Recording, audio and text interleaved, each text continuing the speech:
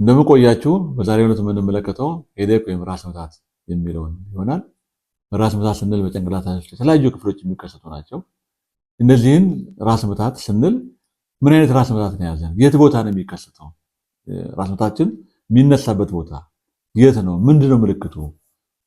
ብዙ ጊዜ ራስ ምታት ራሴን አመመኝ ብለን የተለያየ እንትን ብለን ችላ የምንላቸውን ነገሮች ችላ እንዳንላቸው የሚረዱ የሕክምና ማብራሪያ ነው ዛሬ የምንሰጠው።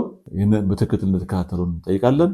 ቻናላችን አዲስ የሆናችሁ ሰዎች ሰብስክራይብ እና ሼር ላይክ በማድረግ ቻናላችን ሌሎች እንዲደርሳቸውና እናንተም ተከታታይ እንድትሆኑ እንጋብዛለን።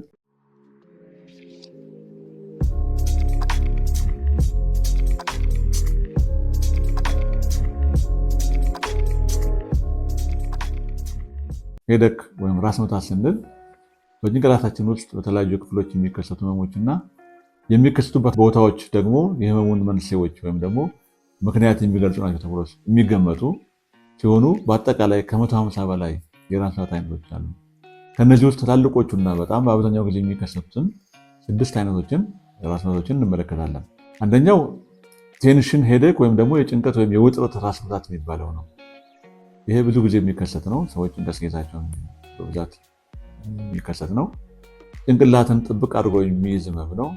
ብዙ ጊዜ የሚከሰተው በጭንቀት የጭንቅላታችን አቀማመጥ ጣመ ሲሆን አትኩሮ ከመመልከት የተነሳ የአይን ድካም ሲፈጠር ቀላልና መካከለኛ የሆነ ከፍተኛ አደጋ የማይኖረው ይሄ የራስ ምታት አይነት ነው። ሁለተኛው ስንመለከት ማይግሬን ነው ራስ ምታት ነው። ይሄ ህመሙ ዱላ የተደበደበ አይነት የመመታት ጭንቅላታችን የተመታ አይነት ምልክት ወይም ቅጥቅጥ የሚያደርግ ህመም ነው። በጭንቅላት የጎን ክፍል ውስጥ በአብዛኛው ጊዜ የሚከሰተው በጎንና በጎን ነው የሚከሰተው። ማቅለሸሽና ማስታወክ አለው። ብርሃን የመመልከት ፍራቻ አለው። ብርሃን ቀጥታ መመልከት አይችልም። ቀስቃሽ ይሆናሉ ተብሎ የሚገመቱ እነዚህ ለዚህ ለማይግሬን አንዳንድ ጊዜ ሆርሞኖች የተለያዩ አይነት ሆርሞኖች ከመጠን በላይ ሲሆኑ ወይም ደግሞ ሲቀንሱ፣ ጭንቀት፣ የተለያዩ ምግቦች እና የእንቅልፍ ማጣት የማይግሬን ራስ ምታት ቀስቃሽ ይሆናል ተብሎ ይገመታል። ሶስተኛው ክላስተር ሄዴክ የሚባል አለ። ይሄ ክላስተር ሄዴክ አንድ አይነት እና የተሰባሰቡ በጣም ከፍ ያሉ የራስ ምታት ህመሞች ናቸው። እነዚህ ክላስተር በአንድ ላይ የተሰባሰበ ነው። በጣም ኃይለኛና የሚያቃጥል ህመም ከ15 ደቂቃ እስከ 3 ሰዓታት የሚቆይ እንዲሁም በ24 ሰዓታት ጊዜ ውስጥ 8 ጊዜ ሊመላለስ የሚችል ህመም የራስ ምታት አይነት ነው። ብዙ ጊዜ ሁሉንም የአይን ክፍልና ወይም ከኋላ አይን ክፍል ላይ የሚሰማ ነው። ይህ ህመም በአንድ ቦታ የሚከሰት ተደራራቢ ህመም ነው። ሌላው አይናችንን ቀይ እንባ የሚኖረውና አፍንጫ የመታፈን ምልክት ያለው ይሄ ክላስተር ሄዴክ የሚባለው። አራተኛው ሳይነስ ሄዴክ የሚባላል። ይሄ ሳይነስ ሄዴክ ስንል የከፍተት ቦታዎች የራስ ምታት የምንል ነው። በጭንቅላታችንና ፊታችን ላይ የተለያዩ 4 አይነት የከፍተት ቦታዎች አሉ። እነዚህ ቦታዎች በአየር የተሞሉ ናቸው። አንደኛው ማግሊለሪ ይባላል። ይሄ ጉንጫችን ላይ የሚታይ ሳይነስ ነው። ፍሮንታል የሚባለው ደግሞ ግንባራችን በታች ከቅንድባችን በላይ ያለ ቦታ ነው። ሶስተኛው ኢትሞይድ ይባላል። ከሁለቱ አይናችን መካከል እዚህ አፍንጫችን መካከል ላይ ያለ ሶስተኛው ነው። አራተኛው ሲፊኖይድ የሚባለው ከጭንቅላታችን ውስጥ ከአይናችንና ከአፍንጫችን ኋላ የሚገኙ ጭንቅላታችን ውስጥ ነው የሚገኘው። እነዚህ ስራ አላቸው፣ የራሳቸው ስራ። አንደኛው ምንድነው? እነዚህ ክፍተት ቦታዎች ጭንቅላታችንን ክብደት ያቀላሉ። እንደ ልባችን እንድንቀሳቀስ ጭንቅላታችንን እንዳይከብደን ያደርጋሉ። ሌላው በውስጣቸው ያሉ ሙከስ ዘለግላጋ ፈሳሽ ነገሮች አሉ። እነዚህ ወደ ሳምባ የሚገባውን አየር የሚያሞቁና የሚያጣሩ ናቸው እነዚህ አራቱ። ሌላው ጥራት ያለውና የተለየ ድምፅ እንዲወጣ የሚያግዙ ናቸው። አራተኛው ጭንቅላትና ፊት ላይ የሚደርስን አደጋ የሚከላከሉ ናቸው። እነዚህ ትልቅ ስራ ያላቸው ሳይነስ የሚባሉ እነዚህ ክፍት ቦታዎች ስራ አላቸው። በእነዚህ ቦታው ላይ ምንድነው ይሄ ነገር የሚፈጠረው? በኢንፌክሽን ምክንያት የሚመጣ ሳይነሳይተስ ይባላል። በሱ ምክንያት የሚመጣ የራስ ምታት ነው። ይሄ ሳይነሳይተስ ብዙ ጊዜ ምልክቱ ወደፊት ስናጎነብስ የራስ ህመሙ በጣም ይበረታል። ይሄ ልዩ ምልክቱ ነው ማለት ነው። አምስተኛው የራስ ምታት አይነት ደግሞ ሜዲኬሽን ኦቨር ዩዝ ሄዴክ የሚባላል። ከመጠን በላይ መድኃኒትን በመውሰድ የሚመጣ የራስ ምታት ነው። በየቀኑ ወይም አልፎ አልፎ የሚከሰት ነው። ይሄ መድኃኒትን በአብዛኛው ከመውሰድ የሚቸገር ህመም ስለሆነ ይህንን ጥንቃቄ ልናደርግ ይገባል። ስድስተኛው ፖስት ትራውማቲክ ሄዴክ የሚባለው ከአደጋ በኋላ የሚከሰት የራስ ምታት ነው። አንደኛ ከጭንቅላት መጎዳት በኋላ የሚከሰት በመሆኑ ከማይግሬን ወይም ከጭንቀት ራስ ምታት ጋር ይመሳሰላል። በጭንቅላታችን ውስጥ በተለያዩ ቦታዎች የሚከሰቱ የራስ ምታት ህመሞች አይነቶች አላቸው። እነዚህ የት ቦታ ሲያመን ምንድነው ምልክቱ የሚለውን ነገር ይወስናሉ። አንደኛ በግንባር አካባቢ የሚከሰቱ ምክንያቶቹ የጭንቀት ራስ ምታት ነው። ሁለተኛው የክፍት ቦታዎች ቅድም ያላቸው ሳይነስ ሄዴክ የምንለው፣ በአይን መድከም ይመጣ ራስ ምታት አለ።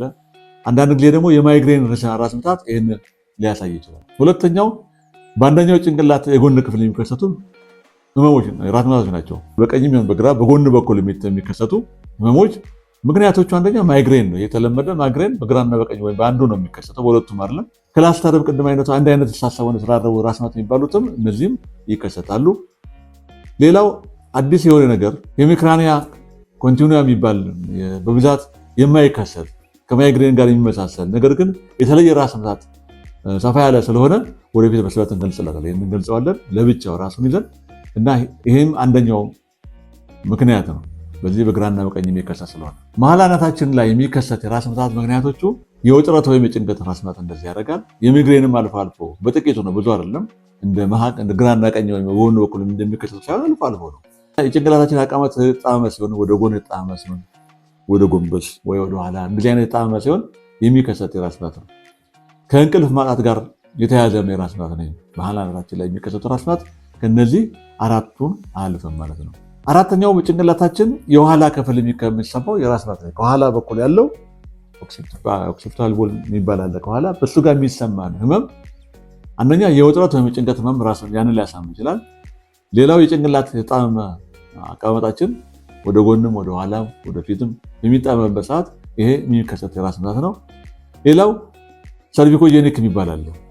ከአንገት ከዚህ ከላይ ጀምሮ ጭንቅላታችን የሚያርፍበት አንገት ጀምሮ እስከ ታች ድረስ ሰርቫይካል፣ እነዚህ ሰባቱ ላይ የሚከሰቱ አጥንትና ጡንቻዎች በእነሱ ምክንያት የሚነሳ ህመም ነው። ምናልባት ይሄ አንዳንድ ጊዜ በመጣመማችን በጎንበሳችን ወደ ኋላ ማለታችን የሚከሰት የህመም አይነት ነው። ሌላው ከኋላ ቅድም ሆስፒታል ብያቸዋለሁ። ይሄ ከሱ ጋር የሚመጣ የነርቭ ህመም አለ። ምልክቶቹ በጣም የተለየ ነው። ስለታማ የኤሌክትሪክ ንዝረት አይነት ህመም አለው። ይሄ በጣም ስለታማ የሚወጋ ነው። ንዝረት የኤሌክትሪክ ንዝረት አለው። ይህን ህመም ሲሰማን ከኋላችን የሚሰማው ህመም ነው። አምስተኛው ከአይናችን በስተጀርባ ያሉ ራስ ምታቶች አሉ። ከአይናችን ጀርባ በሁለቱም በኩል ወደ ውስጥ የሚሰማን ስሜት አንደኛ ማይግሬን አይናችን ይወጋል፣ ይሰማል።